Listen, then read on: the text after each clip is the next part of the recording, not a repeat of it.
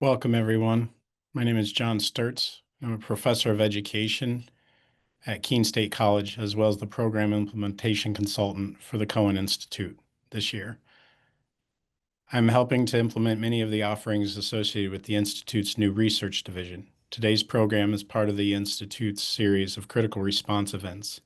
These events are meant to promote understanding and conversation about emerging and ongoing crises and critical topics throughout the world. Today, we will be focusing our attention on the realities in Myanmar. The goal for this series is to promote a wide range of viewpoints and expertise. The views and opinions expressed by guests are those of the individual and do not necessarily represent the views or positions of Keene State College, the Institute, facilitators, and/or other participants. Our format for today's lunchtime discussion will be as follows. We will have about 30 minutes of presentation and discussion by our guests, followed by about 10 minutes available for questions before we wrap up. Audience members may submit questions to the moderator using the Q&A function in Zoom. We ask that individuals wishing to suggest questions please frame their inquiries in a respectful and open-minded manner. We welcome questions that highlight intellectual rigor, curiosity, and common courtesy. We may need to reword questions at times for clarity, and we may not be able to answer every question posed in the chat. I would like to remind everyone that unauthorized video, audio, and other recordings of today's event are prohibited. The facilitator for today's event is Dr. Ashley Green, Associate Professor of Holocaust and Genocide Studies at Keene State College and Cohen Institute Specialist for this academic year. I will now turn the floor over to Dr. Green, who will introduce today's presenter and facilitate the conversation. Thank you, John, and thanks to the entire Cohen Institute team for making these crisis response events possible. Before I introduce our guest expert, Executive Director of the Burma Human Rights Network, Mr. Kyaw Win, I want to frame our time together by reading a short excerpt from BHRN's most recent report, which will launch officially on October 2nd. The report's titled, "You Will Have to Draw Pictures to Describe Us: The Genocidal Process and the Plight of Myanmar's Muslims." In 2017, state-led violence against Muslim Rohingya in the Rakhine State drew the world's eye to Myanmar. The government and military-led campaign killed thousands and displaced close to 1 million. Thanks to researchers, human rights organizations, survivors, and governments willing to recognize Myanmar's actions as genocide, the plight of the Rohingya is known, though still perilous. Less known is the plight of the millions of Muslims who live in other parts of Myanmar. Muslims in Myanmar are experiencing systematic discrimination, dehumanization, and organized persecution. Rohingya and common Muslims in Rakhine State have suffered crimes against humanity, genocide, enslavement, and most recently forced conscription in Myanmar's civil war. Muslims throughout the country are caught in an ongoing genocidal process that threatens their survival.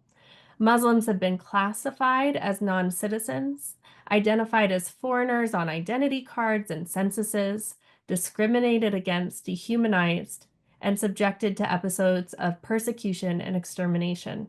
The actions outlined have been carried out with the intention of destroying the collective existence of Muslim minorities in Myanmar, in whole or in part. And many of these actions fall within Article 2 of the UN Genocide Convention and constitute genocide according to international law. All the actions contribute to a genocidal process that has enabled the state to exert extreme levels of coercive control over them and to isolate Muslims from society, socially, politically, and in the case of Muslims confined in camps or denied re-entry into the country, physically. In November 2020, Myanmar's military, the Tatmadaw, and its aligned USDP party refused to recognize the results of the country's democratic election. And on February 1st, 2021, before the new parliament could be sworn in, the Tatmadaw overthrew the government and restored their rule through a military junta, transferring power to Commander-in-Chief Min Aung Hlaing. Invoking a state of emergency, they shut down the national communication systems, placed government officials and parliamentarians under house arrest and detained political activists. The regime's repression of the anti-coup protests that followed sparked a wave of armed insurgencies. And for the past 4 years, Myanmar has been locked in civil war. For the country's Muslim population, the stakes of the civil war could not be higher. The saying, quote, "A race does not face extinction by being swallowed into the earth, but from being swallowed up by another race," unquote, is the motto of Myanmar's immigration department. Muslims in Myanmar also have a saying, "You will have to draw pictures to describe us." Our speaker today, Mr. Kyaw Win and the Burma Human Rights Network have been on the front lines of tracking and responding to this crisis, both inside Myanmar and within the international community. Mr. Kyaw Win is a human rights activist, born and raised in Rangoon, Burma, which changed its name to Myanmar in 1989. He has BA with honors in business management from the University of Westminster in London. He lives in the United Kingdom with his family. Mr. Win founded the Burma Human Rights Network in 2012, and it became an officially registered organization in London in 2015. In his position as executive director of BHRN, Mr. Kyaw Win leads several teams inside Myanmar who document human rights violations, violations of freedom of religion, the spread of hate speech, and anti-Muslim pogroms. Under his leadership, BHRN has expanded to operate throughout Myanmar and has become a trusted source of information for the international community. In addition to his work with BHRN, Mr. Win is a founding leader of Muslims of Myanmar Multi-Ethnic Consultative Committee, an umbrella political organization uniting Muslim organizations and political parties and dedicated to empowering Muslim communities in Myanmar through the involvement of youth and leaders both in the country and in exile. Mr. Kyaw has worked tirelessly to raise awareness in the international community surrounding religious intolerance and the persecution of Muslim minorities. He's spoken around the world, given interviews to major media outlets such as Al Jazeera, ABC, Sky News, and the BBC. And his articles on the spread of religious persecution and its root causes have been featured in the Asian Times, the Huffington Post, EU Observer, the Diplomats, Dhaka Tribune, and New Mandela. Kyaw, we're absolutely honored to have you with us today, and I'm delighted to turn it over to you to give us a sense of the history and the causes behind this crisis and an update on the current situation in Myanmar. Thank you so much for being here. Thank you, Dr. Green. Thank you so much, and all the team and everyone here who listening and audience here today. I really appreciate for your time and who is joining us today.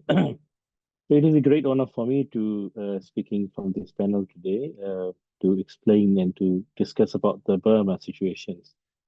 So let me begin with saying that Burma is a very diverse country, ethnically, religiously, or everything. Burma is a really diverse country, and which has been in the situation of the unfortunate situation after the independence, and then the situation getting worse and worse.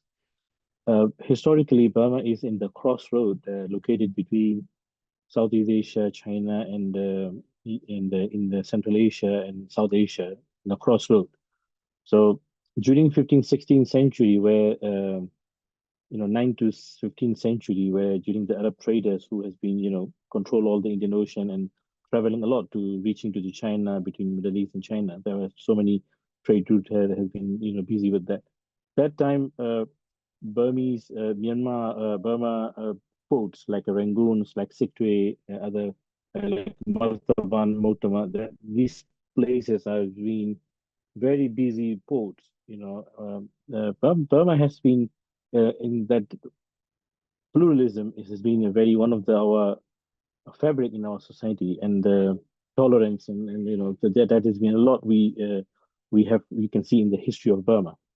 So before the people from Middle East and South Asia, including even Turkey, Armenia, people who from China as well, and came to Burma and they settled in Burma.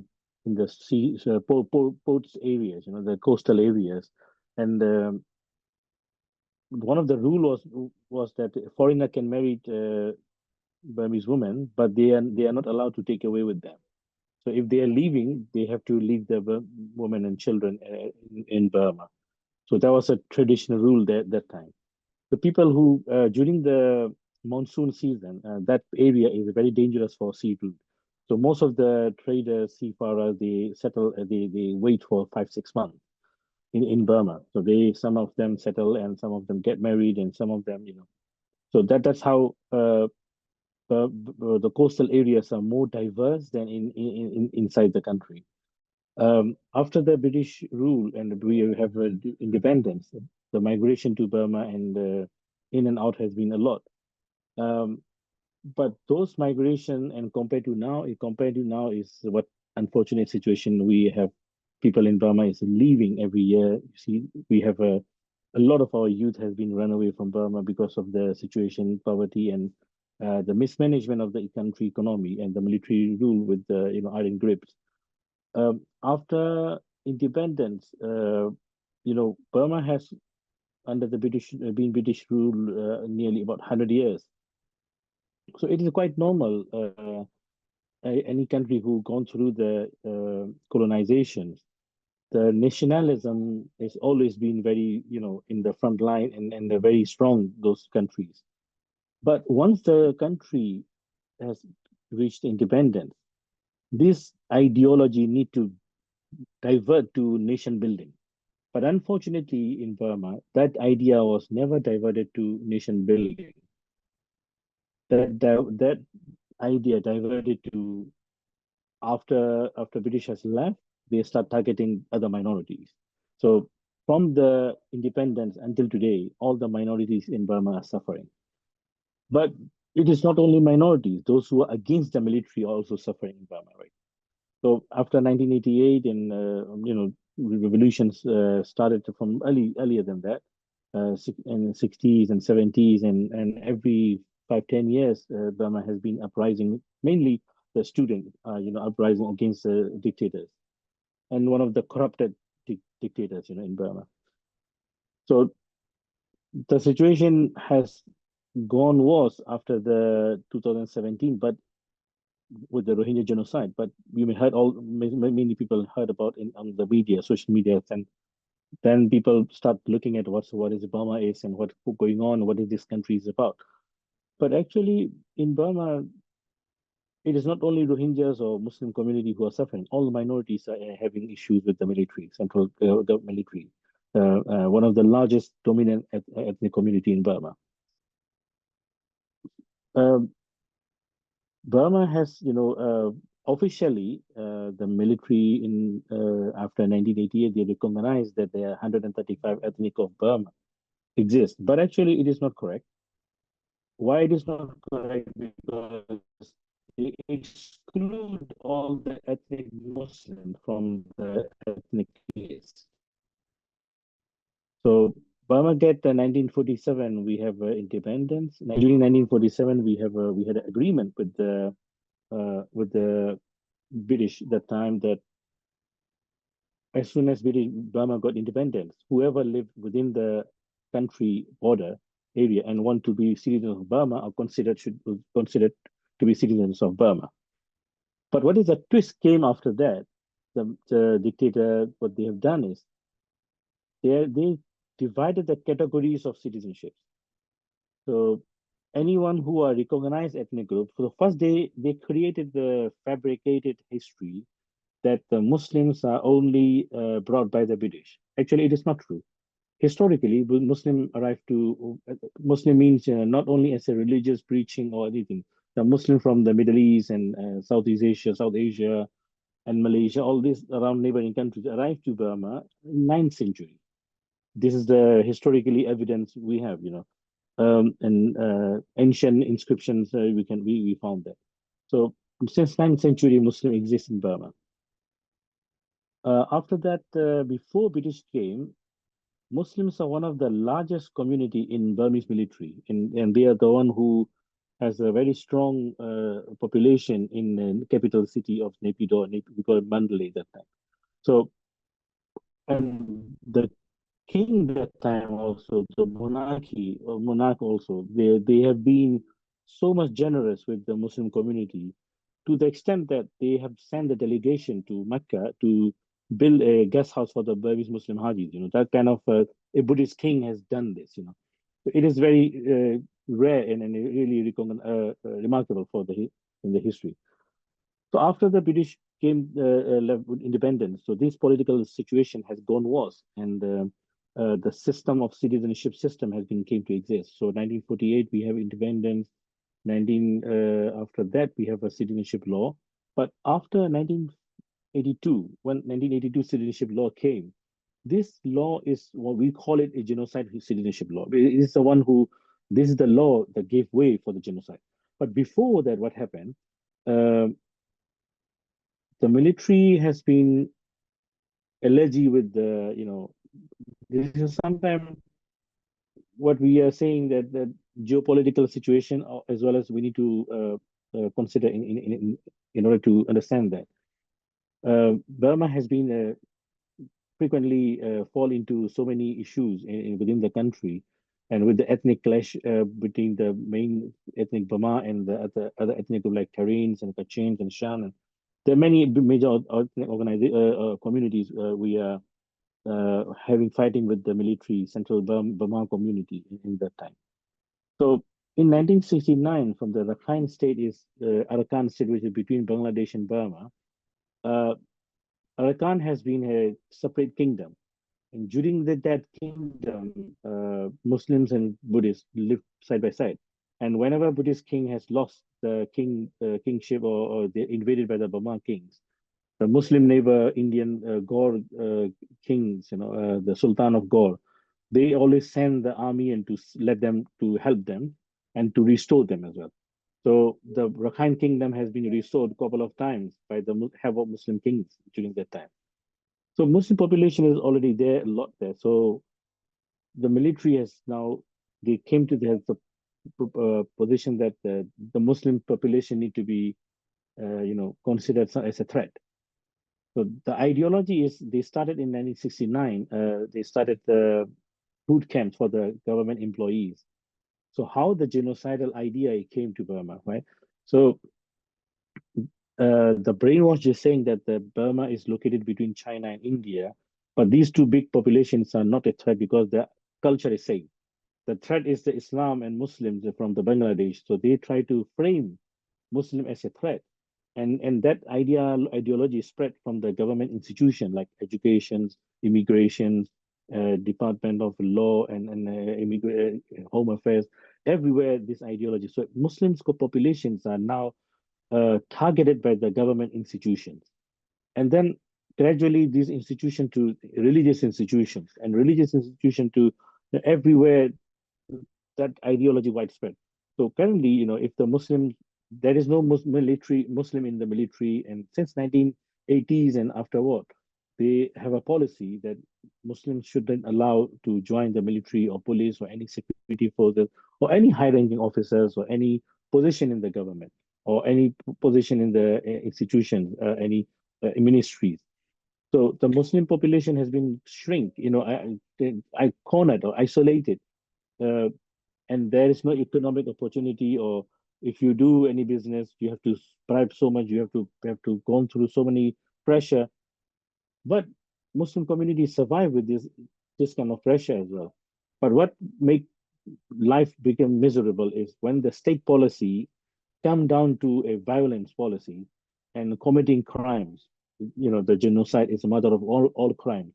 Why? Because genocide cannot happen in 1 day or 2 days or 1 month or 2 months or few years. It takes several years to build ideology in order to build in the mind and perception that this particular population is not human being. They are not like us. They are dehumanized. They are, some filthy on earth, like that kind of idea. They create it in the back of the mind of the people. And even in the movies, as far as I remember, only the Muslims are, have a role in the like a slave or like a there's a very low caste in the movie that where they try to put in the pressure ideology that these are the people very third class and very low class people. They're slaves. They brought by British to work in a very low paid job. So this is a perception has been successfully created in Burma, and also some education institutions and religious institutions and those military backed ministries has successfully built that ideology. So continuously, Burma has been, revolution started in 1988 and 2008, and many revolutions started. But this 2021, which give that idea that in Burma, as long as the military exists, no one is safe anymore. Why I am saying because before come to the 2021, in 2017, Burma has military has operated a genocide against the Rohingya Muslim. They pushed 700,000 to Bangladesh and killed thousands of people, and hundreds of villages have been wiped out. So this process, these operations, after this operation, and after that, there is no any uh, significant impact for committing such a crime. So if you look at the what international response after that doesn't make any trouble difficult for them. There are only symbolic reaction from the Western government, those countries who, believe in human rights, who preaching human rights.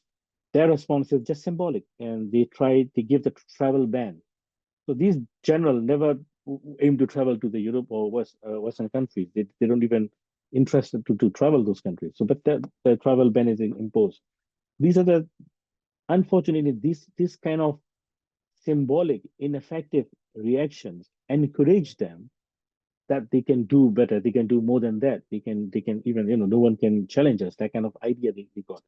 So also at the same time they also backed by some country like China and Russia, so they always back them in international diplomatic circle as well, and providing all the arms and the technologies as well. So 2021, when there is a democratic government, when people have voted for them, when they have a landslide victory, so they destroy all these institutions, they arrested everyone, they coup the power. But after that, what happened is very interesting. The military has been using the military power against all public, like anyone who against the military rule are their enemy. So it's not only the Muslim community anymore; it's also everyone whoever have this idea who against the military rule. So now we have several villages has been wiped out. They are using fighter jet. So last month only, in our record, we see that the more than 500 times bombing campaign happened by the fighter jets to civilians. I think it is not in on the we don't have this kind of news on the on headlines, but this is really happening in Burma, and there are many cases which very gruesome killing of the civilians, in some villages, some towns, and also there. Uh, for us, is everyday basis. We have been several crimes, human rights violation. We have been receiving reports, and it is a great challenge for human rights organization to you know document this kind of environment because of the war zone and at the same time what we hear now you see that um, the fundings and all the support for the human right has been shrinking in this time. So it is a quite big challenge for the people in Burma, for civil societies in Burma to cope with this. But it doesn't mean that we cannot do we shouldn't do anything. But we've been doing, not only us, and there are several human rights organization has been, what documented is hundreds of thousands of people have been displaced, hundreds of villages, thousands of villages has been destroyed, millions of people are now destitute. So it is only for what, for one person have a power crazy, so millions are now in suffering in Burma. But at the same time, the one of the worrying sign is worrying. What is the really worrying is the neighboring countries. What they see is, they don't see this is a big problem. What they see is the collapse of the military institution might have more issue for their country security.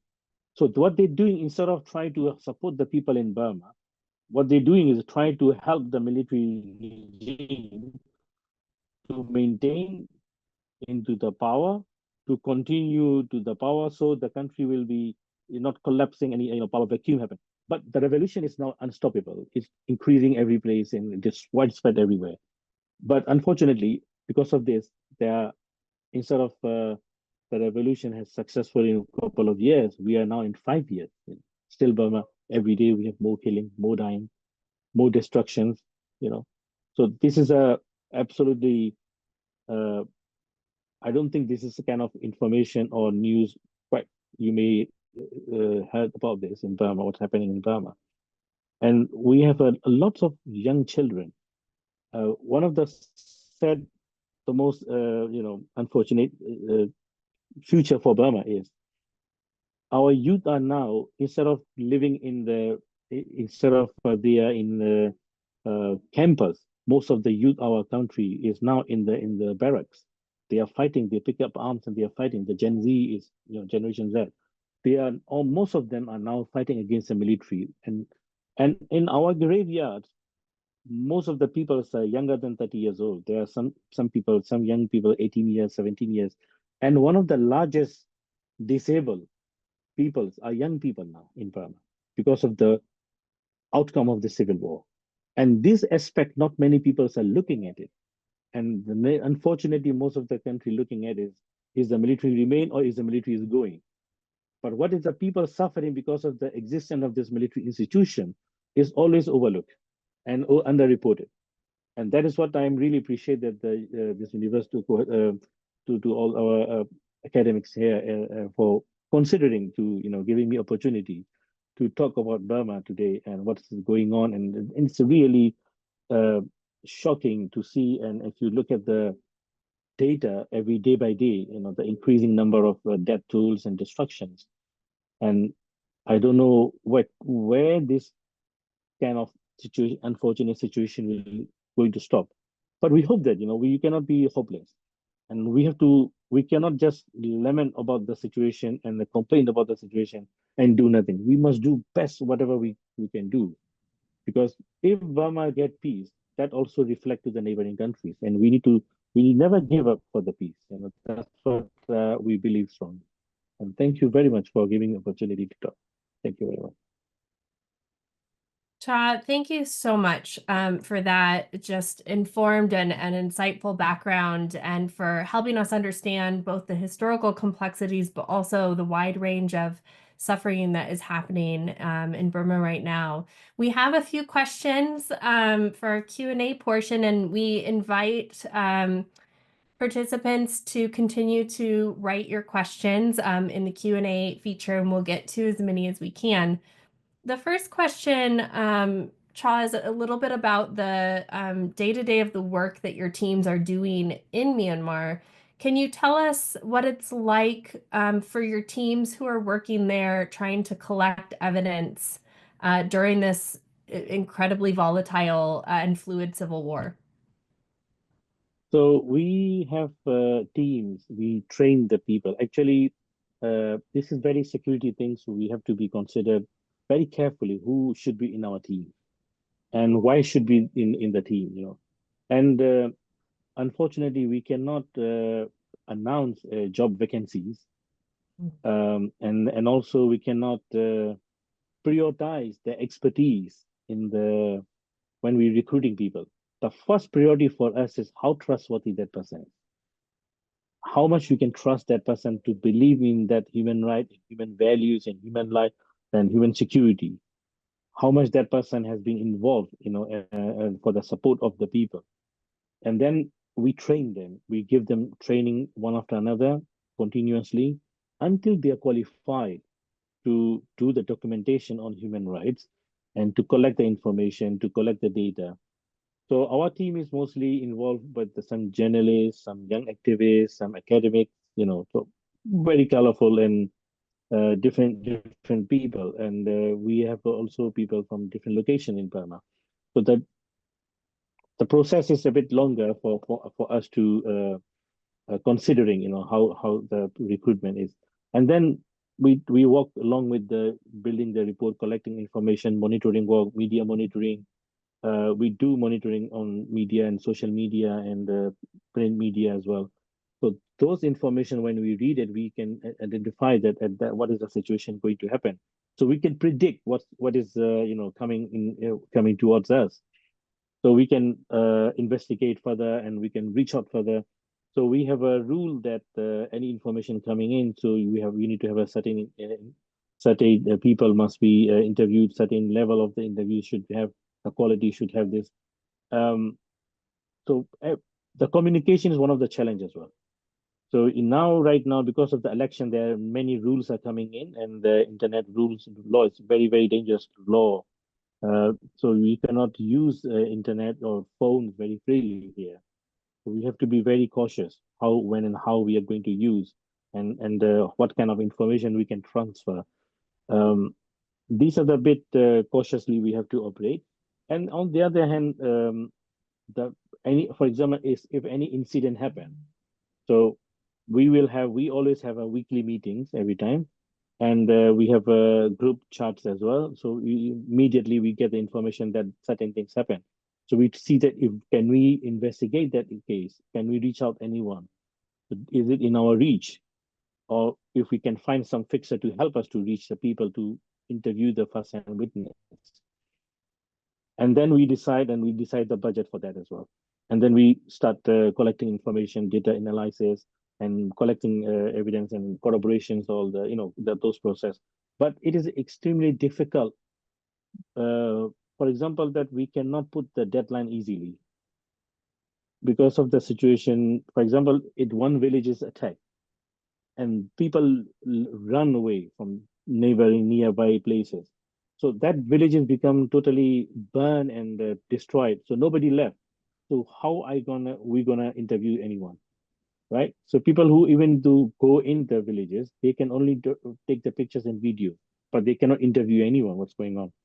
So we have to find out the local people who can help us to that is cause us, extremely lengthy investigation process. So when we reach out the people, how can we assure them that it is safe for them to be interviewed, right? And also cannot give 100% information sometimes because the person who is interviewing, their safety also very important, right? So there is very, very careful approach we have to do when we do interviews and when we collecting information. So we have always internal fight and between me and my colleagues, and always argue and why this is I said no, this is not enough, and they are very frustrating to me. You don't understand our situation. I said no, theoretically in the legal matters we have to be setting a level of investigation. We need to require that kind of thing. So that's a day-to-day challenge we have. Thank you. It's clearly tremendously difficult work, and yet so important given how few investigatory outlets are able to gain access right now to the country. Our next question is about how the Civil War might possibly come to an end, and of course that's difficult to speculate about. But the question is about the regional body of ASEAN and their recent attempts to broker a peace accord between the military and some of the opposition groups. Do you see a role for ASEAN in supporting a path to peace, or do you believe that this is going to have to happen internally? Yeah, what I see is ASEAN it it has a rule, everything unanimously agreed to do anything. That's a basic rule they have. So if they are doing anything, all 10 members must agree that they are doing this or certain thing. But they never be always united in ideologically because they're very diverse. So there are some countries pro-democratic, some of the country pro-communism, and less friendly to the human rights. So this diverse country, sometimes the way they take over some idea about Burma, not always been as we wish, but they are very positive. They are very positive things we can see there. But what we must understand is ASEAN alone cannot do anything. For example, without having the backing from the US and the EU and possibly China as well, they cannot achieve any settlement in Burma. So what happened is now China has been very vocal that no one should interfere Burma issues. But actually, they are the one who interfere more than anyone else. So what they have in Burma, they have a proxies military. But China has at least 5 or 6 military groups, organization, arms organization they have, which is pro-China. Or I mean, they've been controlling them. So in order to talk to them, everyone has to go through China. If China is disagree, they cannot talk to them. And they also have a significant position in the civil war. And on the other hand, the other ethnic groups and the fighting those who are against the military, they also have for example, the Burma is now gradually it is happening that dividing, and not division among the revolutionary groups. They are united. They are also understand their own territories and they are helping each other. And they are operating each other's territory by under their different commands. But this geopolitical dispute and or problems could divide Burma. But that is a very big challenge or very big question whether it can divide Burma or it is already dividing. But when you look at the internally, pro-China or China-backed ethnic arms group and the democratic side of arms group, they are collaborating. They're very united, right? They help each other. They support each other. But when it comes to ASEAN countries and also China, also India, and also maybe US as well, they are looking at that in order to regime change. They don't want the military institution collapse, right? If this collapse, there will be chaos in the country. More security problem will happen. But what we are asking is, yeah, we are not here. The positions in those revolutionists, they are not. They don't also want to collapse to diminish the military institution. They want to change and they want to reform the institution, more democratic, more abide by the rules and regulations. And there is no role for the military in the politics. They should go back to the barracks. Military is also uh, like other staff in employees in the government, right? Their job is to protect the country, not to rule the country. So the civilian government should come back, and so that's what we are asking. Yeah, if this happen, the civilian government can install in Burma without the interference of the military. That is the point that the peace will come. Thank you, Kyaw. That's actually a great segue to our last question. I think we have time for about one more. And I'll combine two questions. There was a question that came in from one of our audience members about the role of militarism in the conflict and the genocide. And it's clear that the ideologies and the policies of the military, the actions of the military have been pivotal in this case. And so the question is, pending the outcome of the Civil War, if we look forward, what could be done to change the role of the military, this historical role that it's played? And then do you believe that, or do you see any civil society actors capable of providing and leading a shared vision for the future? Because it's also clear that the propaganda that the military has worked to spread for decades has really taken root among many in civil society. So what can be done about this problem of militarism? And do you feel that there is a civil society presence capable of leading Burma forward? In 2 minutes. Well, It's a lot. civil society in Burma is sorry, yeah. Civil society in Burma has a pivotal role in the reforming the country to civilian lead, government. But the military institutions are based on, this Burmese military has been trained and formed by the Japanese fascist army during the World War II. So after the World War II, the Burmese military institution never reformed, still remain the fascist ideology, still remain those tactics, those military tactics that used during the World War II by the Japanese army that time. Japan is now totally changed, different country now.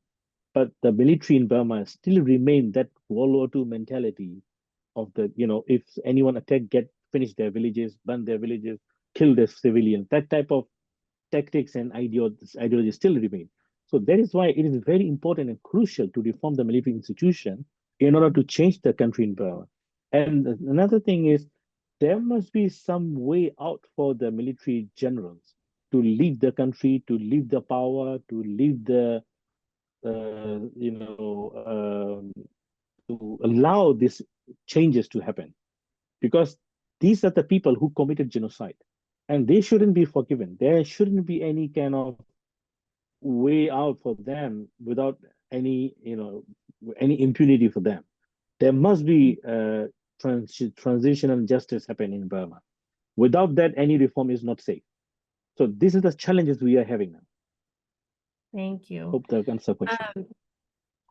Yes, Kyaw, this has been just excellent. And I want to thank all of our participants. We want to respect your time during your lunch hour. So I just want to give a tremendous thank you to you, Kyaw, and to the work of the Burma Human Rights Network. And I want to turn things over for a final word Welcome. to Dr. John Sturt. Thank you for a meaningful conversation today, and thank you for our guests for helping our audience think through some of these complex realities. As we wrap up, the Cohen Institute would like to welcome everyone to attend our other critical response events throughout the year. You can find more information about these events and other programs by visiting the Cohen Institute's homepage. Thank you.